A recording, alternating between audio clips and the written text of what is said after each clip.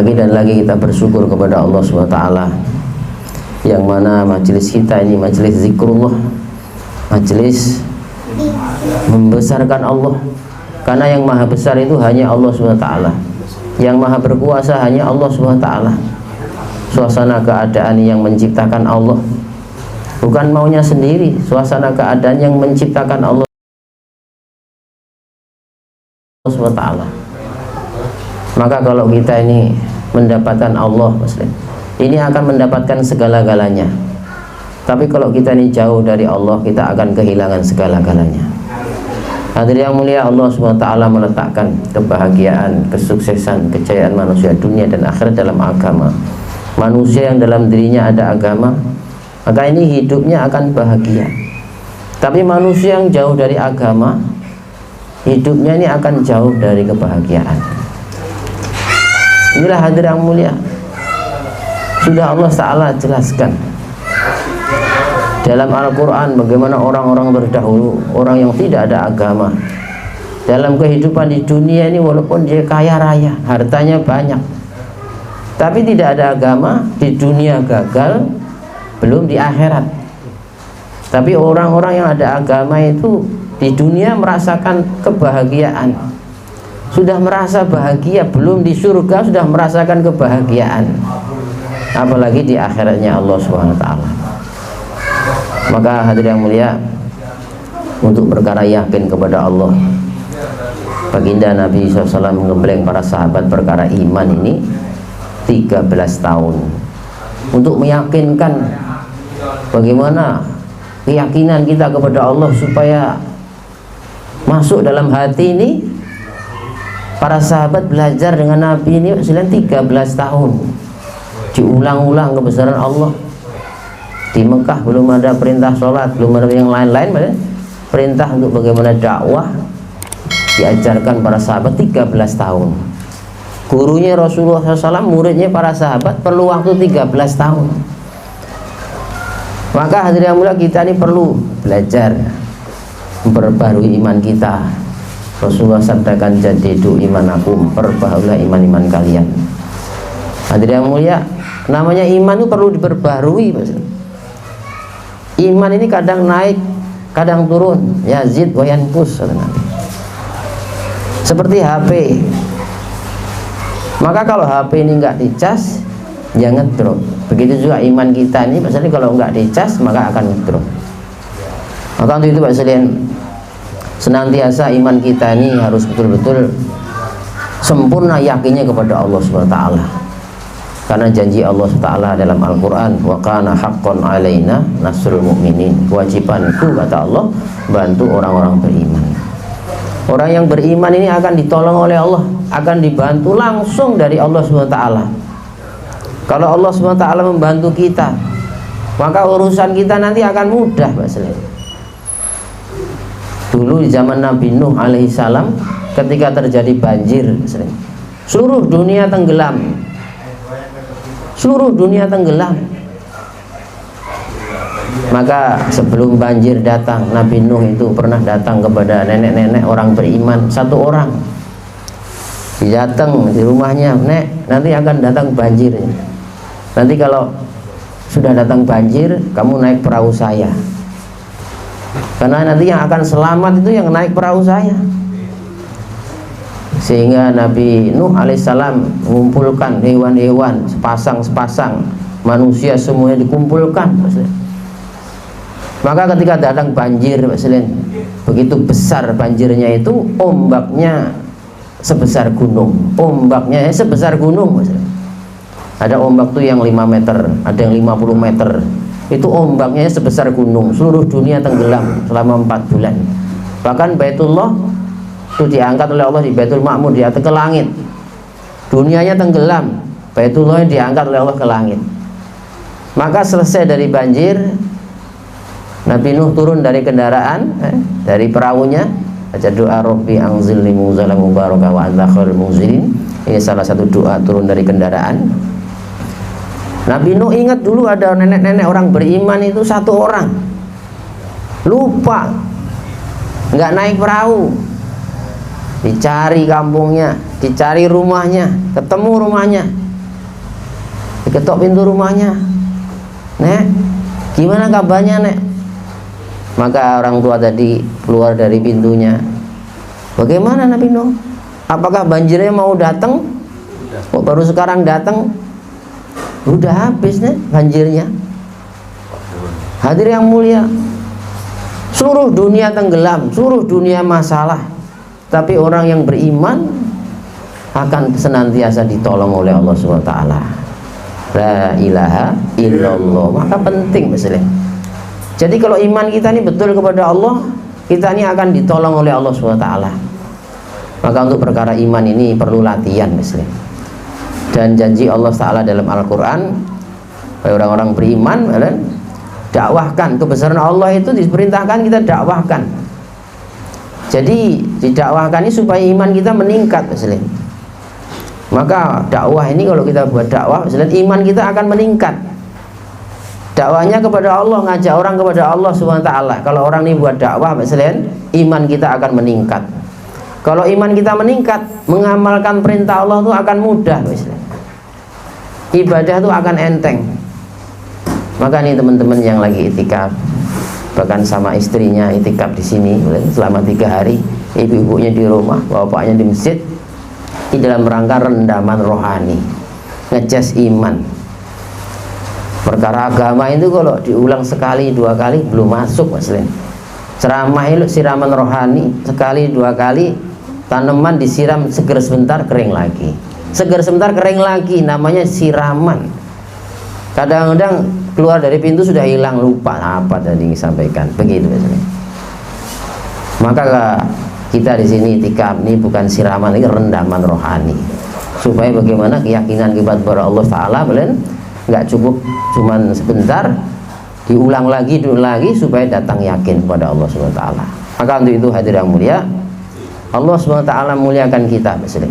Kalau kita buat dakwah, yuslih lakum a'lamalakum, kita akan diislah oleh Allah Ta'ala, diperbaiki oleh Allah Ta'ala. Seperti para sahabat dulu digembleng Rasulullah perkara dakwah, membesarkan Allah, mengagungkan Allah.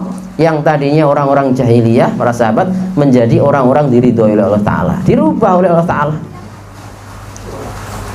Hadir yang mulia, dirubah oleh Allah SWT.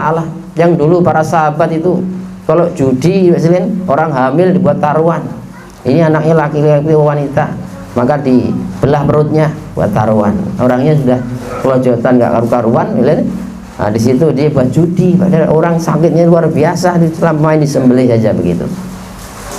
Bukan hanya itu saja Mbak Selin, kalau dia minum minuman keras itu, untuk minumnya baru dia akan puas, bekas tengkorak kepala musuhnya dipakai untuk minum, tempurung kepalanya nih buat minum arak begitu. Ini hadir yang mulia, orang jahiliyahnya zaman dulu punya anak wanita nih, seperti nggak ada gunanya, dikubur hidup-hidup seperti itu Mas. Tapi karena di situ Allah SWT berikan agama, berubah yang tadi orang jahiliyah menjadi orang-orang diridhoi oleh Allah Ta'ala. Yuslih lakum a'malakum wa yaghfir lakum dzunubakum, diampuni dosanya oleh Allah SWT. Orang-orang yang berdakwah ini sekalian diampuni dosanya oleh Allah Ta'ala. Makanya ketika orang mau berangkat keluar jalan Allah, mau belajar agama, mau ta'lim, ini keluar dari pintu rumahnya saja 70.000 malaikat, gak pernah buat dosa. Malaikat ini mendoakan kita, bukan nabi, bukan rasul, bukan habib. 70.000 malaikat semuanya berdoa, ya Allah ampunilah seluruh dosanya. Gimana nggak makbul doanya? Mau berangkat saja dicuci kita nih, bersih dosa kita Pak Selen. Wayang filakum, ini efeknya kita buat dakwah Pak Selen, kita akan diampuni dosanya oleh Allah SWT. Kemudian Pak Selen, doa kita akan makbul, doa kita akan makbul, dan pertolongan Allah akan datang. Ini untungnya kalau kita buat dakwah ini, pertolongan Allah akan datang. Karena kita membantu agama Allah, barang siapa membantu agama Allah, Allah akan tolong kita. Kalau Allah membantu kita, urusan kita akan mudah. Ada masalah sedikit, minta kepada Allah, Allah bantu. Karena hadir yang mulia, kita dekat kepada Allah. Orang yang mendapatkan Allah mendapatkan segala-galanya. Orang yang jauh dari Allah, dia akan kehilangan segala-galanya. Bagaimana para sahabat ini ketika ada masalah, kudanya mati, mau bawa barang banyak, mau pulang kudanya mati. Maka dia sholat minta kepada Allah, ya Allah saya mau pulang nih, kuda saya mati, pinjem nyawa ya Allah. Maka Allah kasih kudanya hidup lagi. Sampai di rumah tahu-tahu kudanya mati. Loh, ini kok mati kudanya? Oh iya, tadi saya pinjem, hanya pinjem. Berarti diambil lagi oleh Allah, ya silahkan. Itu Pak Sren. Urusannya mudah. Ada masalah, sawahnya kering, musim kemarau, nggak turun hujan.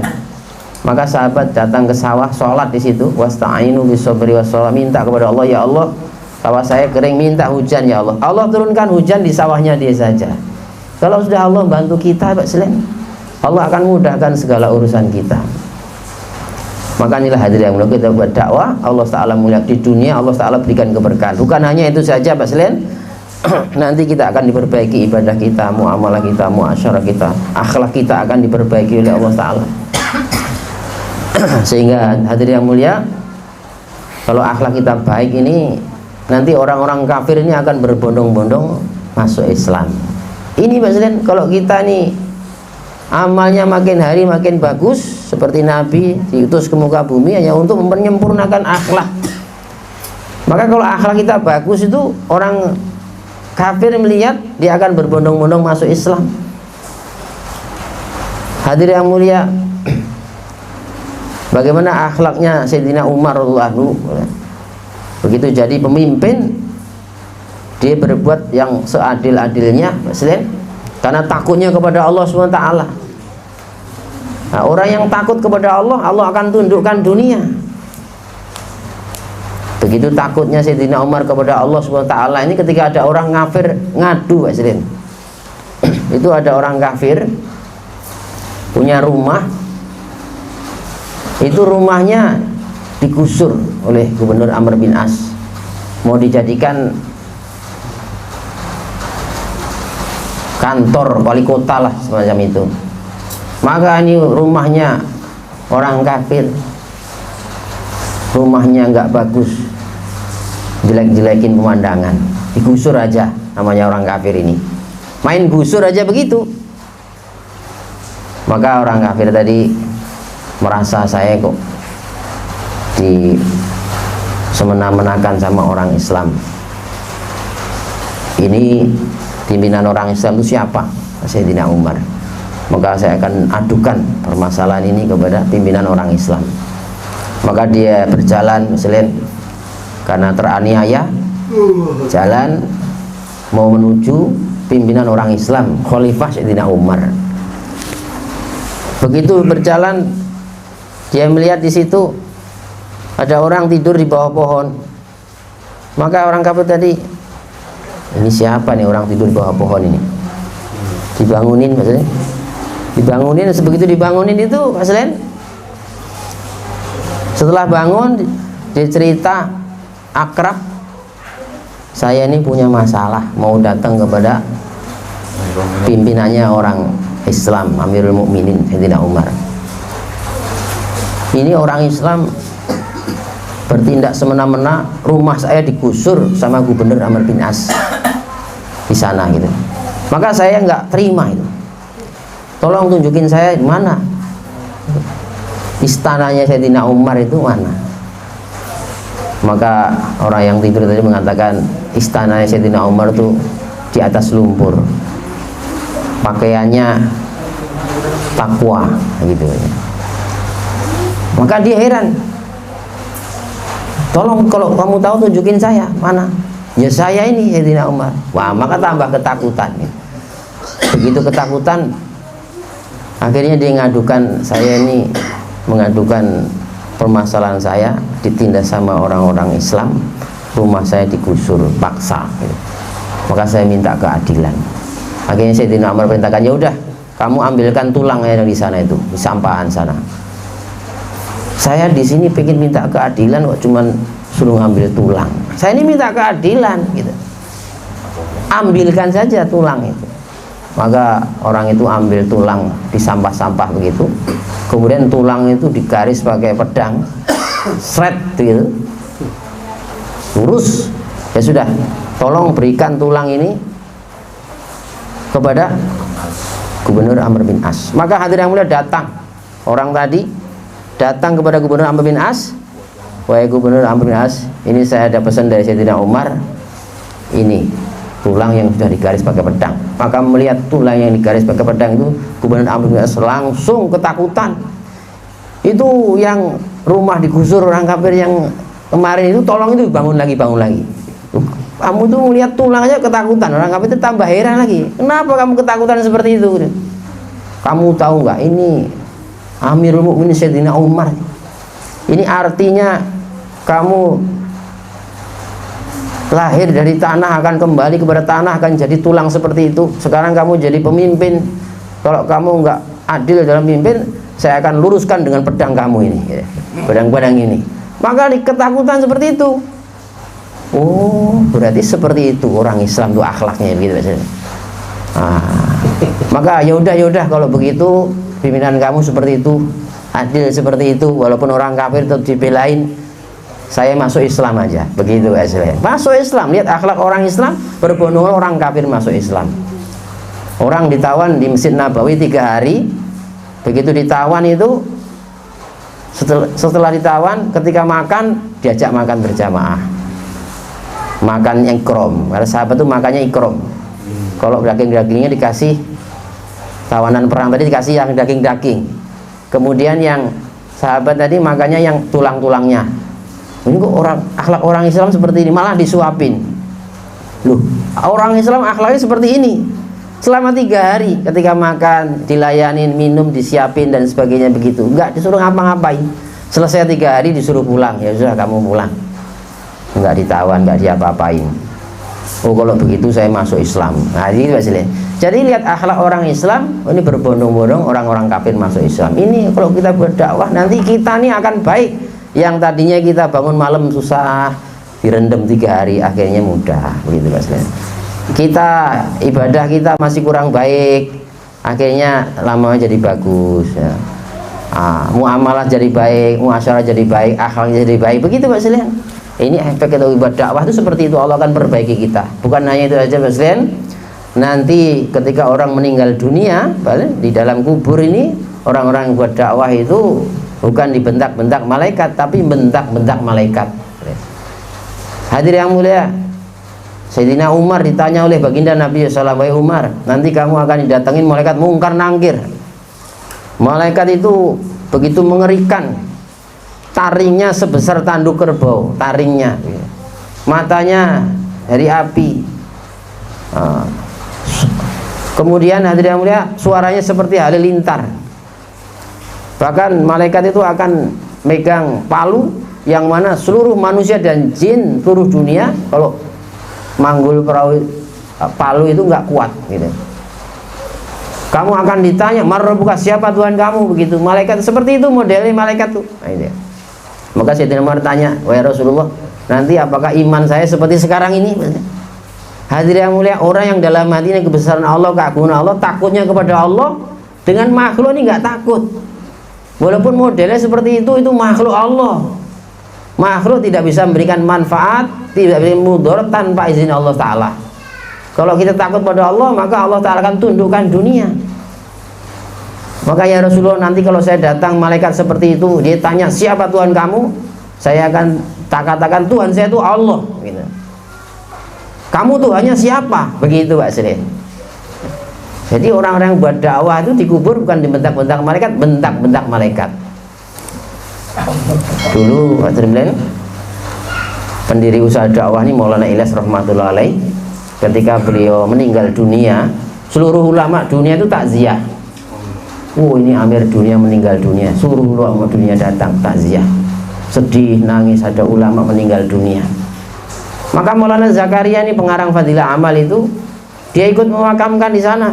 Orang-orang sedih, nangis, tapi Maulana Zakaria ketawa-tawa, senyum-senyum, sehingga orang tuh heran, "Loh, kamu ini nggak adab, nih orang lagi sedih, nangis, malah kamu ketawa-tawa, senyum-senyum begitu." Maka Maulana Zakaria mengatakan, "Saya melihat yang apa yang kalian nggak lihat." "Loh, apa?" Itu Maulana Ilyas ditanya, dikubur sama malaikat, mangkir datang. Tuhan kamu siapa?" "Marrabbuka," begitu. Akhirnya maka Maulana Ilyas langsung megang tangannya, itu malaikat dipegang tangannya. kamu sudah keluar berapa lama? Gitu biasanya. Saya di dunia habis umur saya ngajak orang kepada Allah. Mari Pak ke masjid, mari Pak taat pada Allah. Yang maha besar hanya Allah, yang berkuasa hanya Allah. Kalian di dunia pekerjaan saya sampai mati mengajak orang kepada Allah, kok dikubur ditanya siapa Tuhan kamu? Ya Tuhan saya tuh Allah. Lah kamu Tuhannya siapa? Begitu. Jadi malaikat itu taat, diperintahkan rukuk sampai kiamat rukuk terus, sujud sampai kiamat sujud terus. Itu ketika ditanya bingung, yang malaikat itu siapa sebenarnya? Saya siapa? Saya diperintahkan, jadi nggak bisa jawab. Jawab coba, siapa Tuhan kamu? Ya, oleh saya Tuhan saya ini Allah lah, kamu Tuhannya siapa? Berat seorang seperti ini. Inilah alhamdulillah usaha dakwah itu maksudnya Allah Ta'ala muliakan kita, maka perlu kita belajar usaha yang sangat mulia ini maksudnya. Hadirin yang mulia, orang yang belajar ini doanya makbul. Bagaimana dulu dikisahkan seorang wanita sahabat mu'alaf baru masuk Islam, ketika belajar agama, hadirin yang mulia, orang yang belajar agama itu yang ngawal 70.000 malaikat. Kalau dia berdoa yang mengaminkan 70.000 malaikat. Maka belajar ke Masjid Nabawi, dulu pusat belajar agama. Ibunya di rumah seperti ini, bapaknya di masjid. Itu anaknya di pesantren kan di Masjid Nabawi. Lagi belajar agama, tahu-tahu anaknya sakit meninggal dunia. Begitu meninggal dunia, Rasulullah SAW merintahkan sahabat, ini anaknya meninggal dunia nih, ya sudah, harus sudah ketentuan Allah Subhanahu Wa Taala. Maka dimandikan, disolatin, dikafanin. Ketika mau dimakamkan, Nabi tanya, ini ibunya sudah tahu belum kalau anaknya dia meninggal dunia nih? Belum tahu ya Rasulullah. Panggil dia ke sini. Maka hadirin yang mulia, ibunya dipanggil. Wahai ibu, kamu sabar, ini ujian dari Allah. Anak kamu sakit sampai sekarang akhirnya meninggal dunia. Itu sudah dimandikan, disolatin, dikafanin. Ini mau dimakamkan. Maka ibunya langsung sholat, berdoa pada Allah, ya Allah, saya datang kemari niatnya belajar agama, kok ini anak saya meninggal dunia, nanti saya pulang jadi fitnah ya Allah, tolong jangan permalukan saya di hadapan kaum saya ya Allah, hidupkanlah anak saya. Maka dengan doa wanita itu selain anak yang pagi meninggal dunia, sebelum zuhur sudah hidup lagi. Ini kekuatan doa wanita. Makanya hadirin yang kita kumpul di sini muzakarah bagaimana satu wanita solehah ini Pak Silian, kekuatan doanya 70 wali. Pak Silian, amal laki-laki dengan wanita itu nggak sama. Wanita itu dalam hal sholat, ini dalam kitab Fadilah Haji, bukan ngarang Mas Silian. Ini dalam kitab Fadilah Haji. Rasulullah bersabda, sholatnya wanita di rumahnya lebih baik daripada sholatnya laki-laki di Masjid Nabawi. Jadi walaupun wanita sholatnya di rumah seperti sholat di Masjid Nabawi, sholat di Madinah sana. Sementara dalam kitab Fadilah Ramadan bab i'tikaf dijelaskan kalau orang itu sholat berjamaah di musola pahalanya 27 derajat. Tapi kalau sholatnya di Masjid Jami itu masjid yang untuk sholat Jumat, maka sholatnya dilipat gandakan 500 kali. Jadi antara sholat di musola sama Masjid Jami tidak sama. Kalau kita sholatnya di Masjid Nabawi dilipat gandakan 50.000 kali. Ada yang mengatakan sholatnya di Masjidil Aqsa dilipat gandakan 1000 kali. Di Madinah dilipat gandakan 50.000 kali.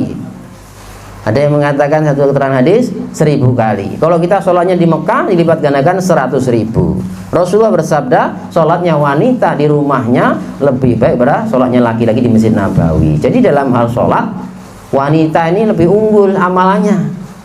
Apalagi seorang wanita yang kalau dia lagi hamil, misalnya malam hari itu dihitung seperti sholat terus walaupun nggak sholat, siangnya dihitung seperti puasa terus walaupun nggak puasa.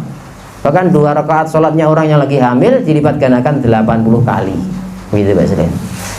Berat-berat bawa bayi ya, dalam kandungan kok masih sholat juga, maka rukuknya satu sholatnya dilipat gandakan 80 kali.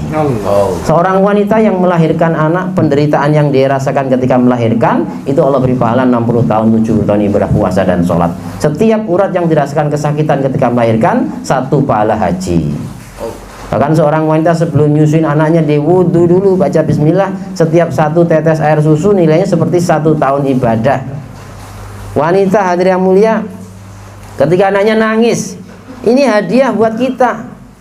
Ketika anaknya nangis dia sabar, pahalanya seperti membebaskan 20 hamba sahayanya.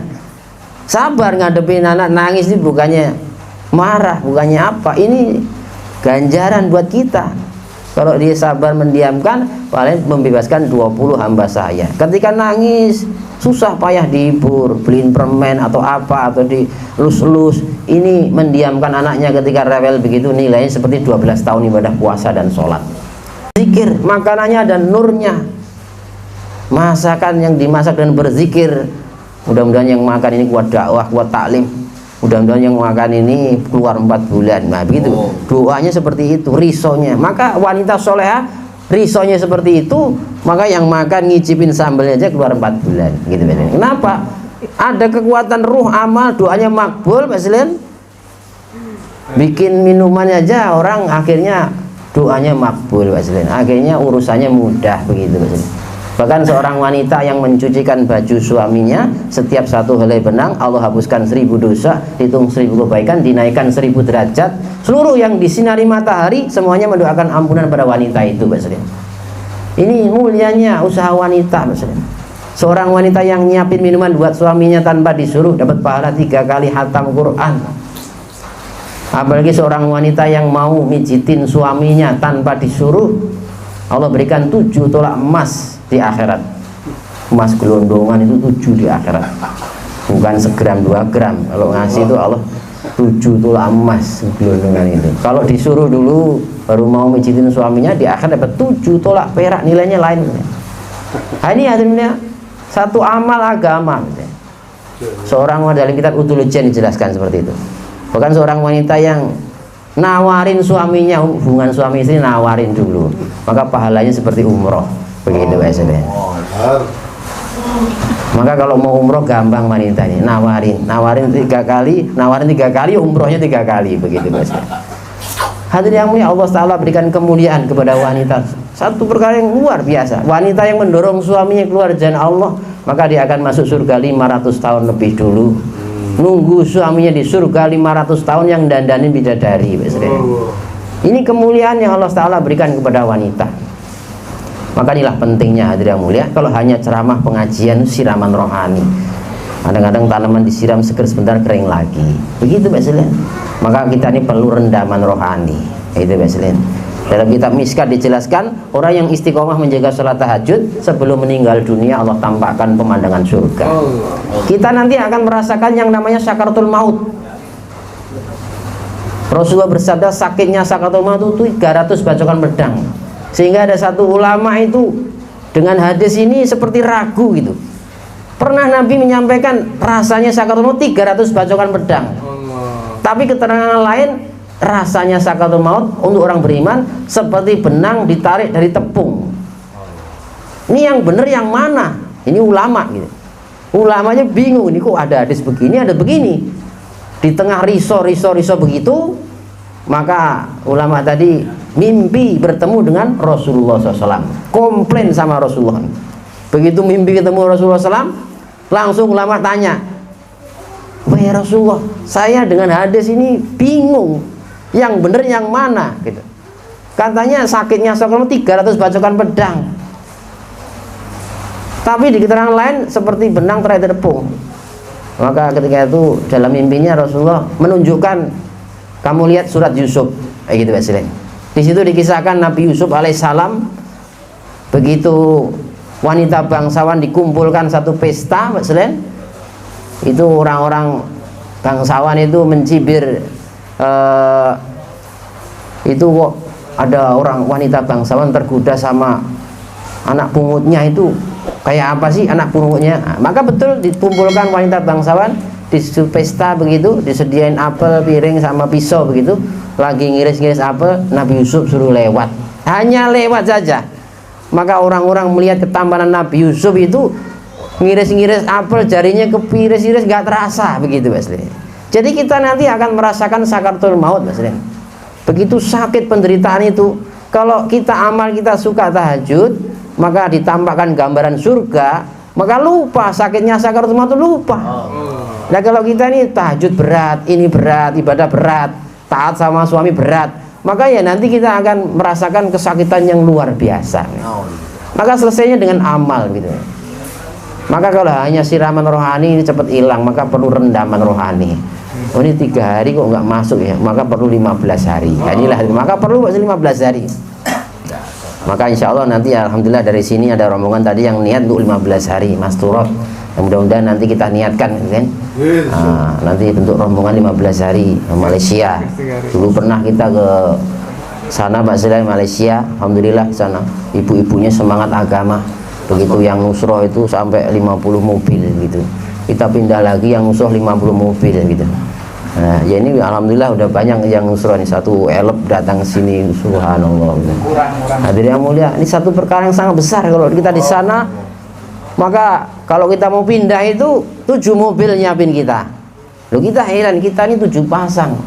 Kok 7 mobil itu disiapin? Biar mobil kami berkah. Silakan Tuan, 1 pasang 1 mobil, 1 pasang 1 mobil itu. Saya pilih yang mobil pink, saya pilih yang mobil yang kuning, saya belah gitu bahkan dimuliakan gitu. Untuk tamu di luar negeri itu dimuliakan seperti itu Pak Selain. Walaupun jauh-jauh di nusroh begitu, karena haus pada agama gitu. Maka hadirin inilah perkara sangat penting agama. Kalau kita menjunjung tinggi agama, maka Allah Ta'ala memuliakan kita. Untuk itu usaha dakwah usaha mulia Pak Selain. Dulu Imam Masjid Nabawi ketika datang ke Indonesia, Imam Masjid Nabawi dulu keluar 40 hari ke Indonesia nih Pak Selain. Bahkan tahun berapa itu Imam Masjidil Aqsa keluar 40 hari ke Kalimantan. Jadi orang-orang ambil usaha dakwah nih Pak Selain, orang-orang imam besar gitu. Maka ketika di Cianjur Imam Masjid Nabawi, beliau sampaikan dulu ada sahabat Nabi Khalid bin Walid. Khalid bin Walid radhiyallahu anhu itu sahabat yang bacaan Al-Qur'annya itu apanya surat-surat pendek aja, 3 kul aja. Qul huwalahad, Falaq, Nas, itu aja. Pernah jadi imam, bacaannya pendek malah salah lagi, sehingga ditegur sama makmumnya, tuan ini amirul apa itu menjadi pemimpin kaum muslimin gitu. Ketika itu mau rombongannya, kok jadi imam aja sampai salah. Saya ini saking sibuknya dakwah sampai ngapal aja nggak sempet kayak gitu Pak Selain. Maka pernah Khalid bin Walid itu nggak berangkat dakwah. Ditanya Sayyidina Umar, ya Khalid kok kamu nggak berangkat dakwah nih? Maka Khalid bin Walid mengatakan, saya mau pergi haji dulu ya Sayyidina Umar, mau pergi haji dulu. Hadirin mulai dalam kitab Fadilah Haji jelaskan, orang yang haji mabrur pertama Allah Ta'ala ampuni seluruh dosanya. Yang kedua orang yang haji mabrur doanya makbul. Yang ketiga orang haji mabrur tidak akan miskin seumur hidup. Yang keempat orang haji mabrur di akhirat nanti bisa memberikan syafaat kepada 400 orang ahli keluarga. Kalau anak kita jadi hafiz Quran, di akhirat bisa berikan syafaat 10 ahli keluarga. Tapi haji mabrur di akhirat bisa memberikan syafaat 400 ahli keluarga. Jadi jaulannya bukan di dunia, di akhirat juga turun ke neraka ambil orang masukkan surga. Maka Sayyidina Umar mengatakan, ya Khalid, sungguhnya aku mendengar Rasulullah SAW bersabda, sa'atan fi sabilillah khairu min khamsin hajj. Sesaat di jalan Allah lebih baik daripada 50 haji yang mabrur. Di dakwah itu jangankan 3 hari, jangankan 2 hari, sesaat saja. Ini kita nusrah ini termasuk sesaat di jalan Allah lebih baik daripada 50 haji mabrur. Jangan sampai sesaat aja, enggak. Ini penting Mas Lin. Minimal keluarga kita ini bagaimana bersama-sama nanti di surga, penuh kenikmatan. Di dunia susah payah dikit, hujan-hujan gerimis dikit nggak apa-apa, yang penting niat tuh Allah, begitu Mas. Ini malah hujan saksi di akhirat ya. Rintikannya makin banyak, malaikatnya makin banyak, pahalanya makin besar Mas Lin. Maka untuk perkara pentingnya ini Pak Selain, alah kita niatkan diri kita Pak Selain, sisa umur kita nih waktu kita gunakan untuk agama. Tahun-tahun seperti ini, tahun yang bagaimana ujiannya makin besar, maka kita niatkan bagaimana banyak amal, banyak tawajuh kepada Allah, supaya umat orang ini banyak mengamalkan kebaikan, ketaatan. Kalau amal-amal manusia ini banyak kebaikan, naik ke langit, turunnya keberkahan. Hadirin yang mulia, kalau orang ini banyak amal-amal keburukan, mau naik ke langit, turunnya ada masalah-masalah. Maka untuk perkara pentingnya ini Bapak Ibu sekalian, alhamdulillah ini rombongan Mas Turut ini jemaah ibu-ibu belajar agama sudah 3 hari di sini, insyaallah 2 hari di sini, kemarin yang di sana 1 hari, kemudian di sini 2 hari dalam rangka belajar menghidupkan sunnah Nabi, bagaimana rumah tangga kita sukses dunia akhirat. Ini hanya ikut cara Rasulullah SAW. Para sahabat ini telah mencontoh Nabi sehingga diridhoi oleh Allah Ta'ala, maka kita juga mencontoh Nabi dan para sahabat. Walaupun kita dalam dakwah nggak jadi apa-apa, Maka kalau bisa kita nih ikut aja, nurut saja begitu. Apa yang Nabi buat kita buat juga. Sehingga seperti ini ibarat kata kereta mau ke Jakarta. Maka kereta itu jalan. Maka kita ini walaupun nggak jadi apa-apa, walaupun hanya sebagai kaleng rombeng, diikat dengan rafia, nempel dengan kereta itu. Begitu keretanya jalan itu kaleng rombeng juga kloneng kelihatannya ngerecokin ini. Nggak tertib ini jemaah, nggak tertib ini. Banyak tidurnya, nggak lapor markah dan sebagainya, ini cuma nggak tertib ini. Maka itu walaupun kaleng rombeng dia nggak tertib, tapi keretanya sampai Jakarta, kaleng rombeng pun sampai Jakarta, begitu Pak Selin. Ini Pak Selin karena nempel tadi begitu. Begitu juga anjingnya Ashabul Kahfi, binatang najis haram, ikut-ikut orang dakwah, taklim enggak, sholat enggak, namanya anjing. Ada orang dakwah dia ikut-ikut saja, maka termasuk anjing nanti dimasukkan surga oleh Allah Subhanahu wa taala. Seperti anjingnya Ashabul Kahfi, binatang najis haram, ikut-ikut orang dakwah. Di akhir nanti anjing itu Allah rubah jadi manusia, dimasukkan surga oleh Allah Subhanahu wa taala. Maka dalam dakwah ini walaupun kita nggak jadi apa-apa, penderek surah bukan, masyayikh bukan, ustadz bukan, waktunya taklim, waktunya nusrah, waktunya keluar. Kalau kita mati di golongan para sahabat, mantasababi qaumin fahuwa min. Meniru satu kaum, Allah golongkan kaum itu, Pak Seden. Maka ini mulianya Pak Seden agama. Ini permata akhir zaman. Maka itu insya Allah kita niatkan Bu Usilen, kita melibatkan wanita dalam dakwah. Bahkan Pak Ibu sekalian diminta untuk mendorong suaminya keluar jalan Allah. Kalau kita niat seperti orang tahajud, saya niat bangun malam, ketiduran, Allah hitung sudah sholat tahajud. Saya niat dakwah ke luar negeri, jadi seperti para sahabat dakwahnya ke negeri jauh, keluar negeri. Saya niat mau bikin paspor, nanti untuk dakwahnya bisa ke seluruh alam. Itu walaupun kita nih belum sampai ke seluruh alam, meninggal dunia, Allah golongkan kepada para sahabat udah dakwah seluruh alam. Niatnya sudah begitu. Seperti orang niat sholat tahajud ketiduran, enggak sholat tahajud, tapi Allah hitung sholat tahajud, begitu Pak Selain. Niat seluruh alam, ternyata sebelum seluruh alam bikin paspor kok nggak berangkat, tapi sudah niatnya itu Allah hitung, Allah perintahkan malaikat untuk mewakili kita, akhirnya didakwakan seluruh alam, pahalanya ngalir ke kita, seperti itu Pak Presiden. Maka inilah hadirin mulia, niatkan bagaimana kita dorong suami-suami kita berjuang di jalan Allah SWT, terutama ibu-ibu sekalian yang baru 3 hari, pengorbanan sedikit, ya pahamnya sedikit. Nah, kalau pengorbanannya banyak, maka pahamnya juga banyak. Gitu. Banyak korban, banyak paham. Sedikit korban, sedikit paham. Kalau enggak korban, salah paham, mengaku saya sudah tahu, kayaknya tahu tapi belum amal, gitu Presiden. Maka agama itu amal, iman dan amal soleh gitu. Maka untuk itu silakan dari pertemuan kita ini Bu Selain dengan kasih sayang, ikhtilat, dorong suami kita untuk 4 bulan dan kita juga niatkan Bu Selain 3 bulan sekali niat untuk keluar jalan Allah Ta'ala.